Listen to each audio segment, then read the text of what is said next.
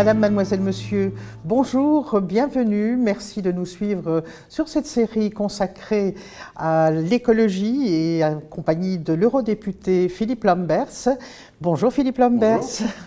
Vous nous avez expliqué dans une précédente émission les raisons de votre engagement et on sentait combien il y avait chez vous le refus de mener une carrière politique au sens strict dans laquelle les valeurs risquaient de prendre l'eau, risquaient d'être placées au second plan.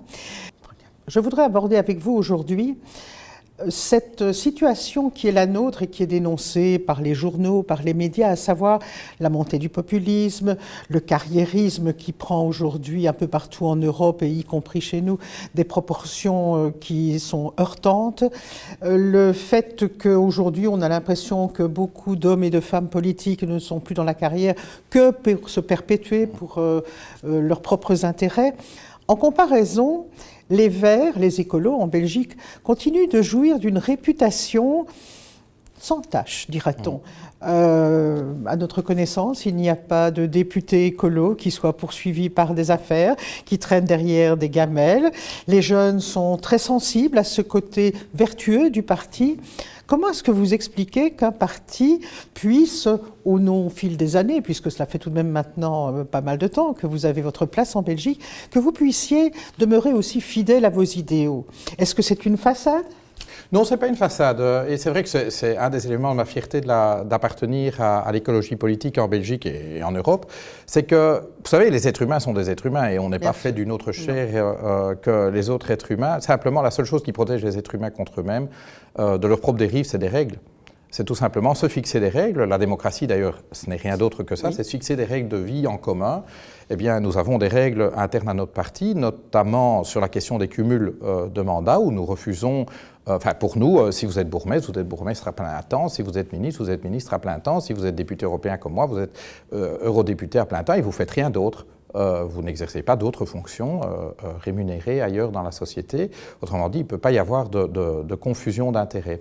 Il y a aussi des règles de limitation des mandats dans le temps.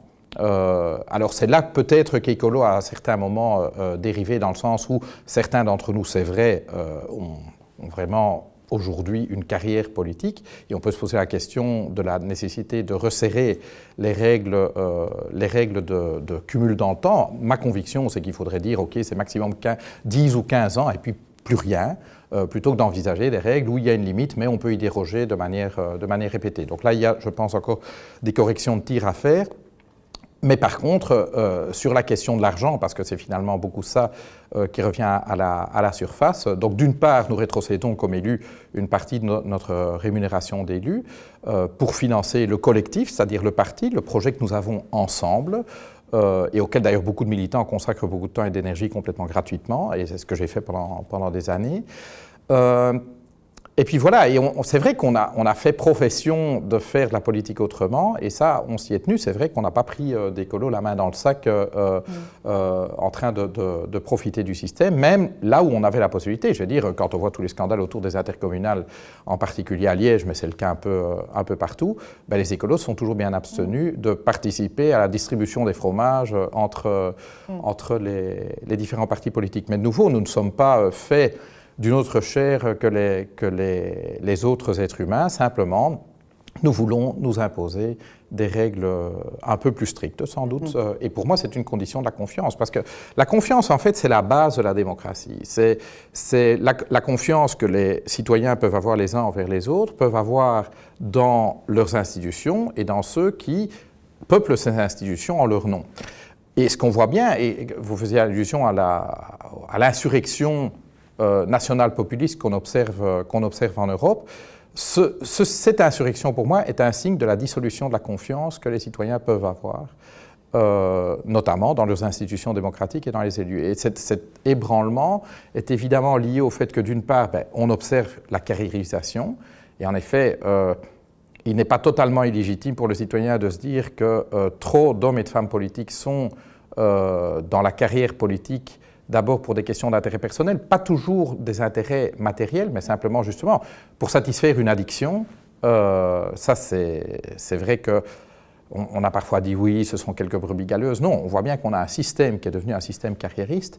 Et par ailleurs, c'est ce que je dirais la légitimité par le résultat. Autrement dit, quand les politiques qui sont menées, et donc qui sont le fruit de décisions politiques par ceux et celles qui sont dans le système, bénéficient de manière outrancièrement visible à une ultra-minorité de nos sociétés, on parle souvent des 1%, mais c'est un fait, je veux dire, si vous lisez Piketty, si vous lisez Atkinson, vous constatez que les inégalités de revenus et de patrimoine explosent en Europe, et ça, ce n'est pas le résultat du changement climatique, c'est le résultat de décisions humaines.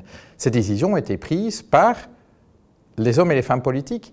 Et donc, comment se fait-il que, depuis maintenant presque 3 décennies, les décisions, en particulier dans le domaine socio-économique, favorisent une ultra-minorité de la population. C'est vrai que je peux tout à fait comprendre, et en fait je partage la colère de beaucoup de nos concitoyens qui disent « mais comment c'est possible?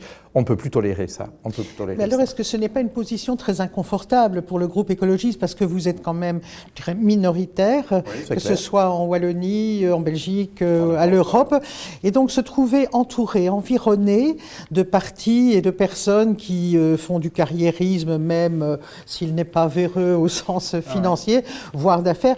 Comment est-ce qu'il est tenable sur le long terme de pouvoir garder cette fidélité à ses idéaux, à ses valeurs, sans finalement, à un moment donné, être soit contaminé, soit découragé? Voilà, donc ça c'est le risque, c'est tomber dans le découragement, dans le cynisme, et donc tomber dans le système. Si vous voulez éviter ça, il y a d'abord la puissance d'une dynamique collective. Vous n'êtes pas seul, je veux dire, je dirige un groupe de 51 députés sur 751 au Parlement européen. Ça n'est que 51, mais c'est 51. Donc je ne suis pas seul. Donc c'est une dynamique collective. Et ça vous aide. On ne se sent pas seul dans la défense d'un projet de société et aussi d'une manière de faire de la politique. En plus de ça, ne soyons pas non plus arrogants. Nous ne sommes pas les seuls à tenter d'avoir quand même un minimum d'éthique en politique. Même si nous sommes minoritaires, nous sommes une minorité importante. Je veux dire, regardez la ratification du traité de libre-échange avec le Canada, eh bien, on constate que les Verts ne sont pas les seuls à s'y opposer. Or, ça, c'est vraiment pour moi l'exemple d'une décision politique qui est prise exclusivement au profit des actionnaires et des dirigeants des multinationales. On peut raconter tout ce qu'on veut. À la fin, qui tirera les marrons du feu? Ce sont ces gens-là. Eh bien, quand on voit au Parlement européen le vote du 15 février, eh bien, ce vote montre qu'il y a, allez, on va dire à la grosse louche, un cinquième, voire un quart du Parlement européen qui n'a pas oublié pourquoi il est présent dans les institutions. Donc, on est minoritaire, mais on n'est pas marginaux. Donc, première chose. 2, ce qui, moi en tout cas personnellement, m'aide à tenir le cap, c'est de rester en prise constante avec justement celles et ceux que je suis censé représenter, c'est-à-dire les citoyens, la société civile, les organisés ou individuels. Je veux dire, le fait de garder le lien étroit, et ce lien, vous le gardez en allant sur le terrain très régulièrement, en invitant des gens, dans mon cas au Parlement européen, le fait de garder le lien vous aide à tenir le cap. D'une part,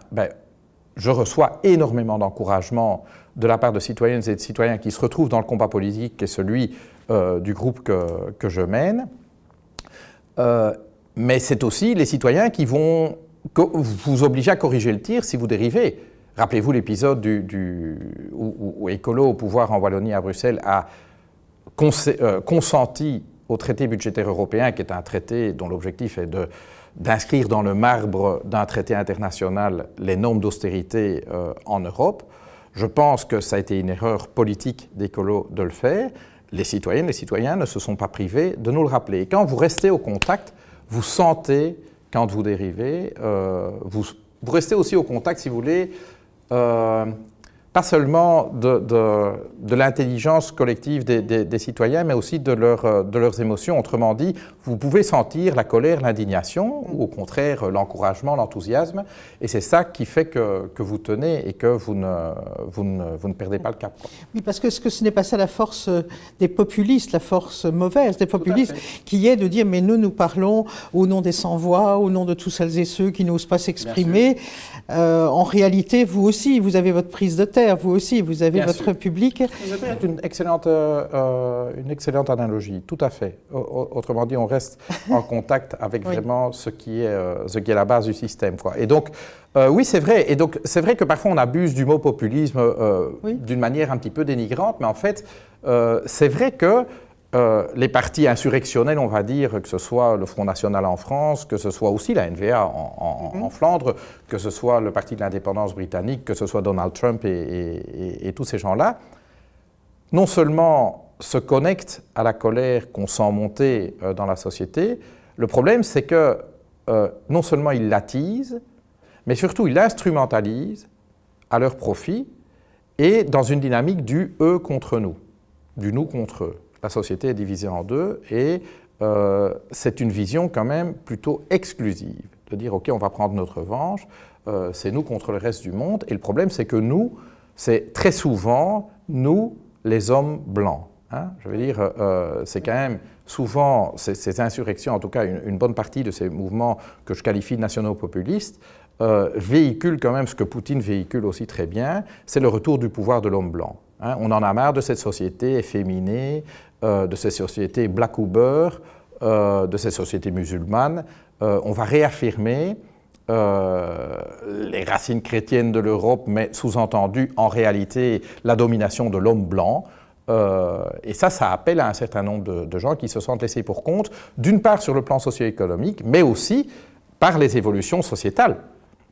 C'est très clair qu'on est en train de sortir, je pense, d'une société machiste, et ça peut en effet déstabiliser ceux qui ont grandi dans ce cadre de référence. Et donc ça peut rassurer d'offrir un retour à ce bon vieux temps où toutes les choses étaient à leur place et on savait qui dirigeait et qui était dirigé, quoi.